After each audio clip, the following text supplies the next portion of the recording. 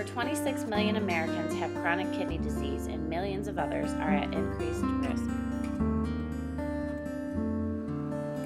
I've been on kidney dialysis for 12 years. I've been a patient activist for the 12 years that I have been on dialysis. I found out about my diabetes in 1989. I was seeing little balls bouncing on the ceiling. I found out about kidney failure when I was in the hospital. I ended up getting sick and ended up in a hospital, not knowing what was going on with me, feet swelling up, can't breathe, heart palpitations, all types of things, fluid on. That's how I found out. And one day it just happened. And one day I just started going to the bathroom a lot, urinating a lot, and I was eating a lot. I'd give out walking. I couldn't walk very far from here to the house. I'd just be. I believe it was about a month later, I went to the doctor and he told me I had diabetes. I had it checked out, and I had some blocked arteries coming out of my heart, going to my lungs. They said I was going to have 5 bypasses. My kidney problems started as a child, which I wasn't aware of at the time.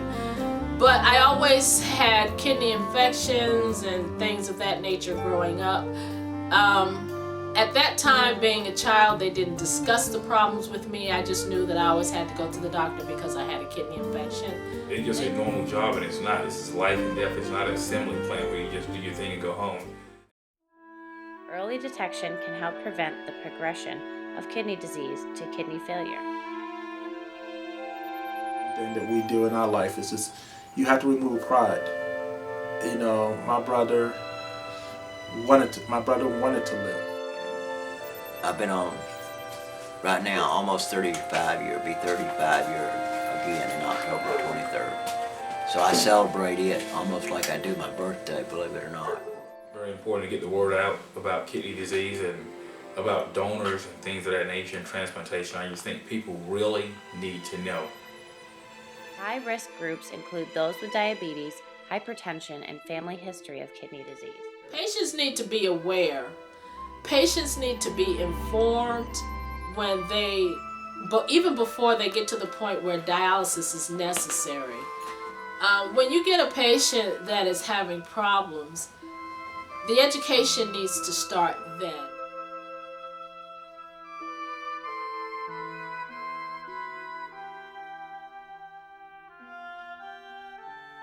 My name is Wayne Del Belazaire. I'm a nephrologist, a kidney specialist. I worked for Morehouse for a year and a half on the teaching staff, and now I've been in private practice focusing in the South Atlanta area, South Fulton and Southern Regional Medical Center.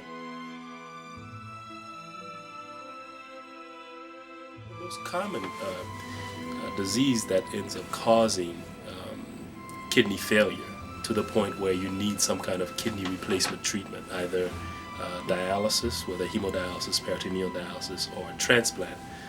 The most common cause is diabetes. Diabetes now accounts for anywhere from 42 to 50% of all cases of new patients ending up on dialysis. There are really 2 forms of dialysis. Either you're getting hemodialysis, where basically we are connecting the patient to a machine where taking the blood out and passing it through the artificial kidney by use of a dialysis machine, we are able to cleanse the blood, we can use that term, to use a simple term. We can remove the excess waste that the kidneys are not able to remove naturally. We can balance the chemicals and remove excess water from the body. Is that the patient does the treatment themselves. The patient is able to control the treatment process.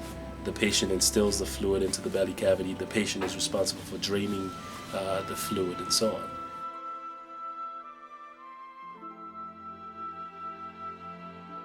Phosphorus in all blood work is really monitored on a monthly basis. Once a patient ends up on dialysis, then they're getting regular blood work to follow some of these chemicals in the blood. to make sure that they're following the renal diet or the kidney failure diet.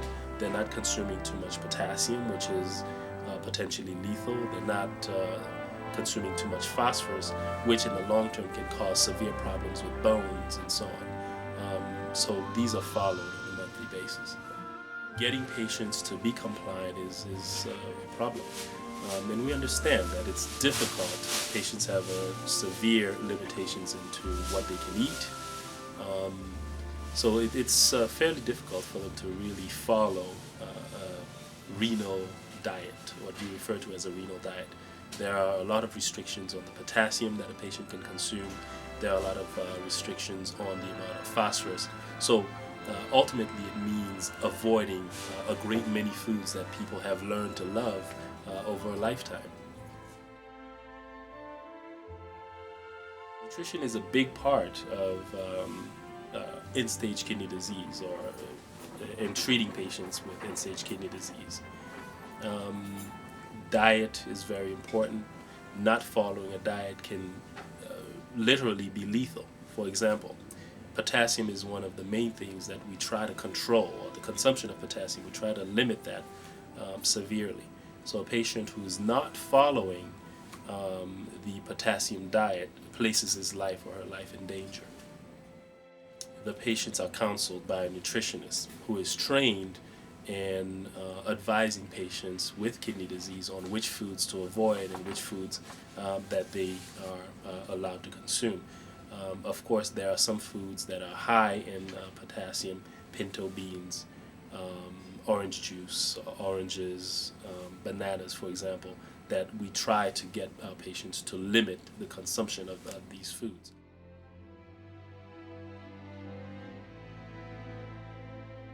It's good for you, but all fruit has sugar in it.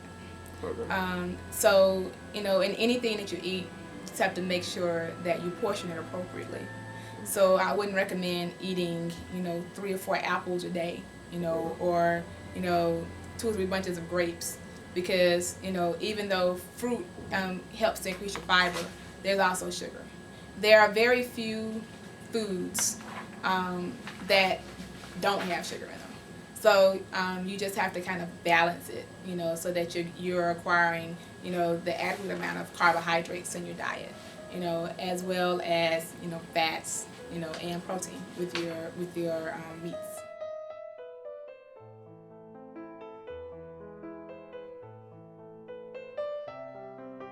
The best thing to do is to actually regular checkups with a physician. I would say at least if you're diagnosed with high blood pressure, between every 3 and 6 months, you should be seeing a physician. It's not really necessary to buy one of the ambulatory blood pressure cuffs and check your blood pressure every day. But if you're on the borderline, so to speak, or if you go to the doctor and your blood pressure is high, versus if you go somewhere else and it's low, what you can do is you can keep a log, like a blood pressure log, and you can go out to different pharmacies and actually get your blood pressure checked maybe 2 or 3 times a week, and just document what those readings are and bring them to your physician. But keep in mind that if you have certain medical illnesses, your blood pressure needs to be controlled a lot more. If you have diabetes, it should be under 130/80, versus if you don't have diabetes, or if you have any other medical problems at all. It just depends. So usually under 140/90, but if you have diabetes or kidney disease, it needs to be under 130/80. My name's Derek D. Mason. I'm a pediatric dentist here in the Metro Atlanta area.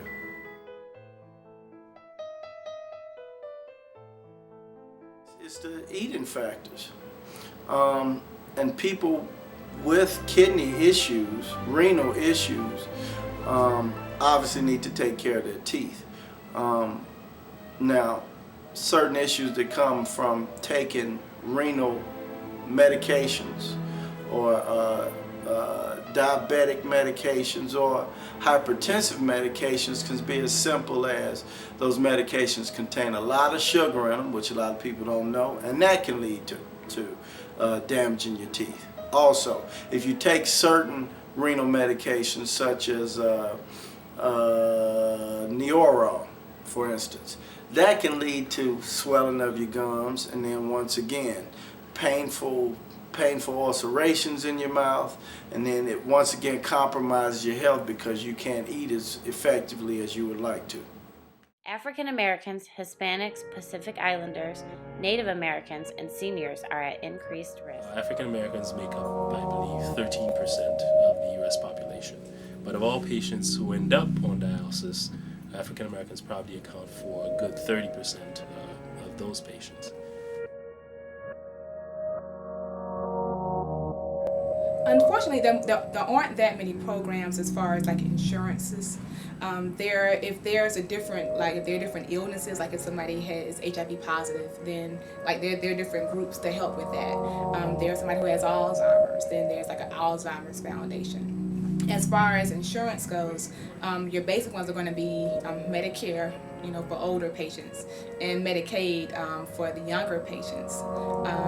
And a lot of times with the seniors, the problem is that they have Medicare and they also may have Medicaid, but they don't have prescription coverage.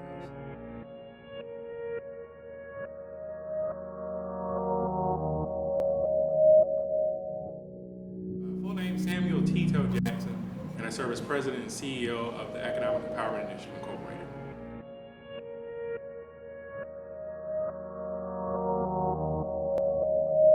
Well, the thing that many people with terminal illness need, one is financial support from great nonprofits, and that's why I'm glad to be a part of the Renality Foundation.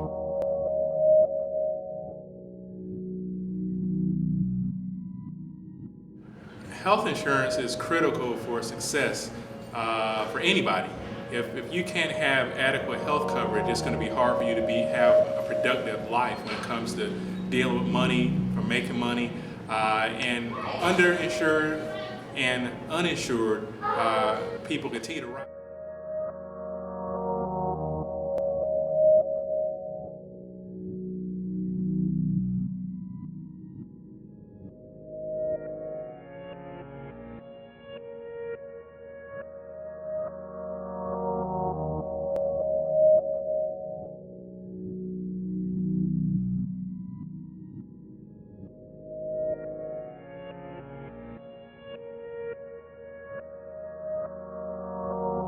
Believe it or not, the first kidney I dialyzed on was what they call the washing tub. And that's what it looked like, an old washing machine. It was a big round machine. And then I went to what they call, when I first came home, it was a stackable kidney. And it was cellulose and rubber, which had to be washed out. And you bought the cellulose in sheets, and you reused the rubber over and over again, washed it out in the bathtub or wherever you had room, and you restacked it every time before dialysis. And they were real bad to have blood leaks. I mean, it was just terrible.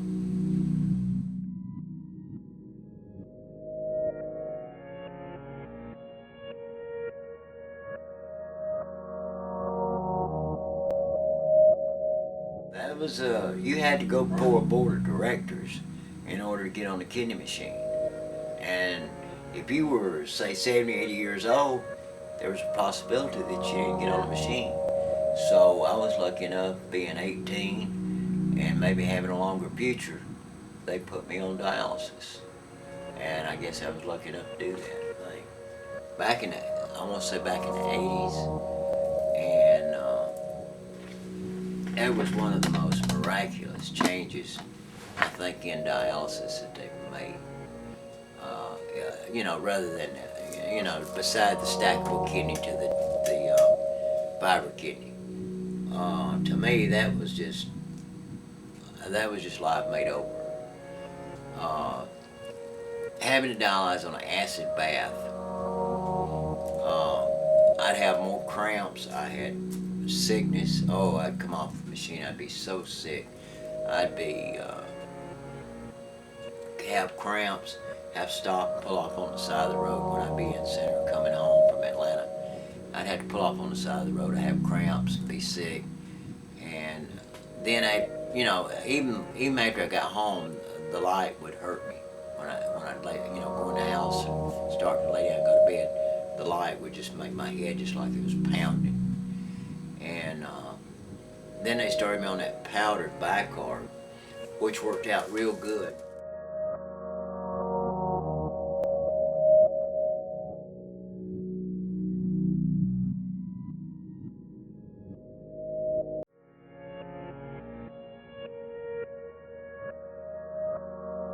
I was born in Helena, Arkansas, and I kind of moved all over because my dad was in the military. And I moved to Georgia about 11 years ago to visit, and I never left. Been here ever since, like it.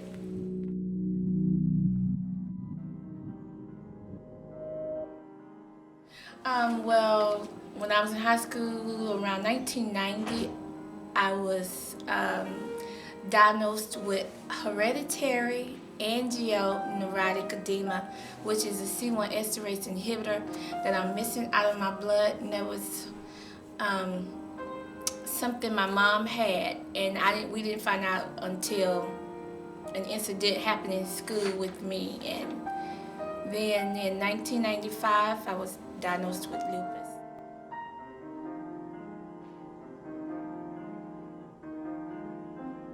No, I had no idea. First thing was, everybody kept telling me, oh, my aunt died from it. My grandmother passed from it or whatever, and first thing was, am I gonna die? And so what I had to do is go back to my doctors, ask them what it was, go to the library, read books on it, looked on the internet. I did whatever it was to learn exactly what lupus was all about.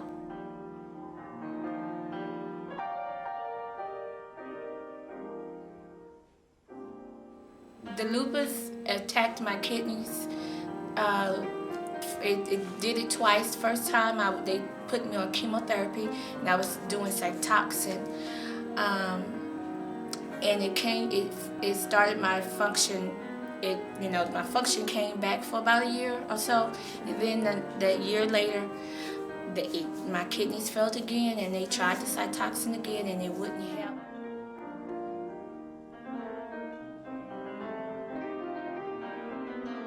Well, about dialysis, I really didn't know too much. And what I did learn about dialysis was my fiance's mom is a nurse, and she's been in nursing with dialysis patients for about 23 years. And she did inform me about dialysis, so I knew about it, but I still was afraid of it.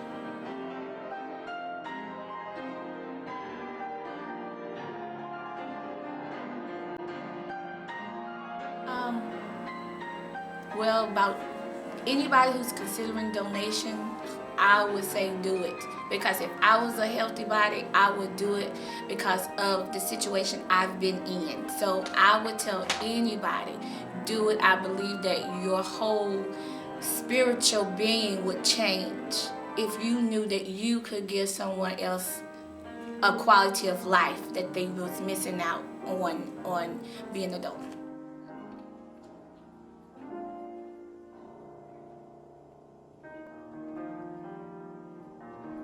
Now where I get my spiritual and mental strength from is just reading the Bible, my friends, and just still going back on what my grandmother always told me is this disease, this lupus, the kidney disease, the hereditary angioedema, it's not for me. It's for someone else seeing me go through this and hanging on.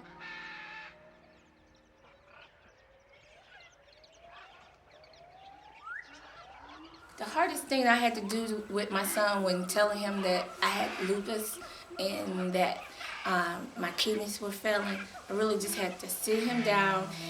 And one thing I can't say about my son, he's really intelligent for his age. He's 11 years old now, but I had to sit him down and explain to him that on his level what lupus was and how lupus affects the body, and about my kidneys, and he did say, "Mom, well, what does it do? Can you go buy a kidney?" And I said, "Well, baby, I wish that's all it was, but what happens is there's a nice person out there that will be willing to give me one of theirs. That way I will have a kidney and I could do life normally like I used to do."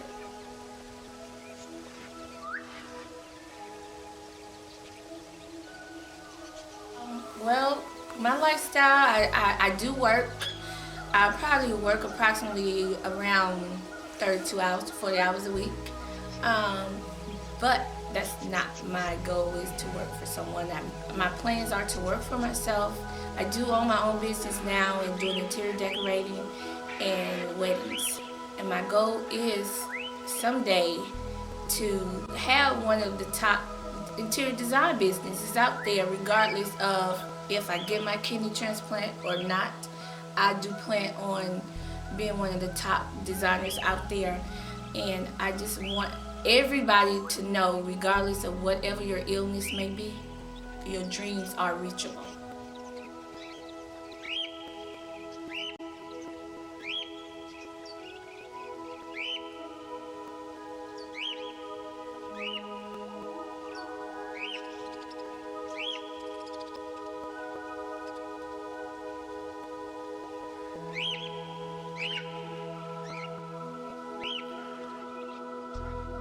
Background is biology and public health, so I knew that it was okay to donate a kidney. When I was in college, I participated in a diversity conference, and there was an organization there that took my blood because they were soliciting for African Americans to be on the bone marrow registry. And quite frankly, I was on the bone marrow registry to donate bone marrow years before I donated a kidney to my brother. I also was well read and just heard a lot of happy stories in the news about organ donation.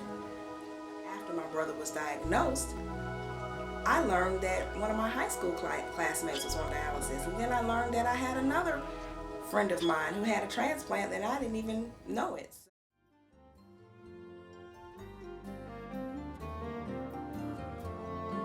My name is James Scales. I'm a dialysis technician. Been doing this for about 17 years.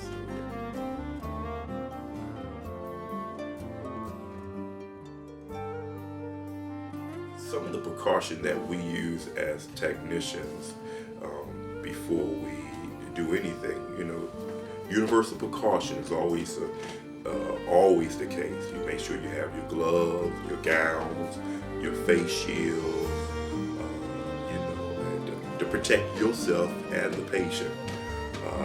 Before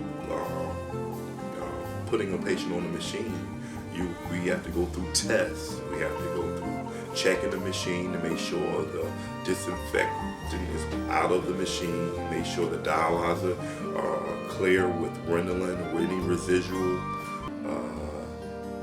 And then they go through a self-test. The machine goes through a self-test to make sure all of the parameters and all of the checks on the machines are correct. And that's just before the patient even get on the machine. My name is Minister Job T. Cannon. The T stands for Titus. I am a minister of the gospel as well as the minister of music.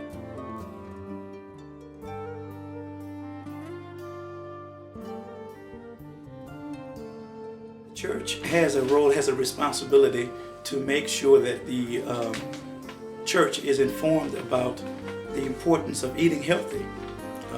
They say you are what you eat, and your body is your temple. So Paul stated to the Roman church, know that your body is the temple of the living God.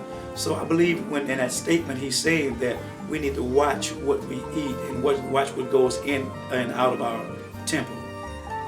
I believe in healing through a spiritual sense, shall I say. I believe in spiritual healing. I believe that God can heal whomever he wants to, how he wants to, whenever he wants to. That's a part of his sovereignty. God uses doctors. I also believe that God uses foods that we eat that will cause healing in our body as well. Precious Lord,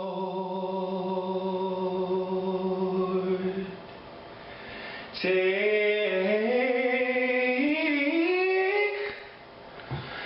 hand.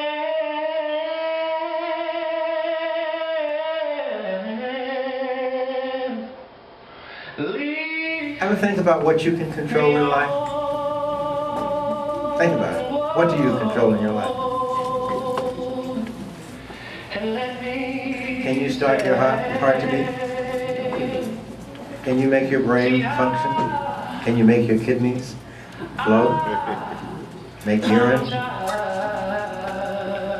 Can you answer yes to any of those questions? In order to gain the victory, just walk by faith and then go with the flow according to the will of God. It's simple, isn't it? But it's so hard for us to do. Why?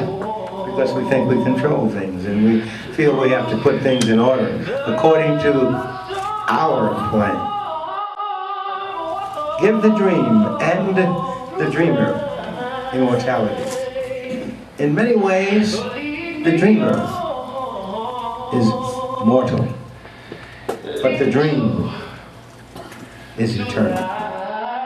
To dream the impossible dream, to fight the unbeatable foe, to bear with unbearable sorrow, to run where the brave dare not go, to right the unrightable wrong, to love pure and chaste from afar, to try when your arms are too weary to reach that unreachable star. This is my quest, to follow that star no matter how hopeless, no matter how far, to fight for the right without question or pause, to be willing to march into hell for a heavenly cause.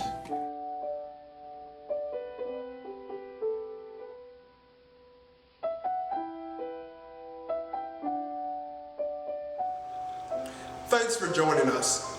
My name is Justin Clay. I am the founder of the Renality Foundation.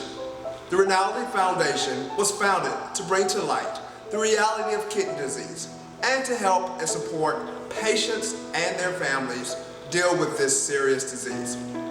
In 2004, I knew I could no longer wait to begin Renality, which will be a way for people like myself to share their experiences about kidney disease. Just a week after graduating from Morehouse College, I had to begin dialysis.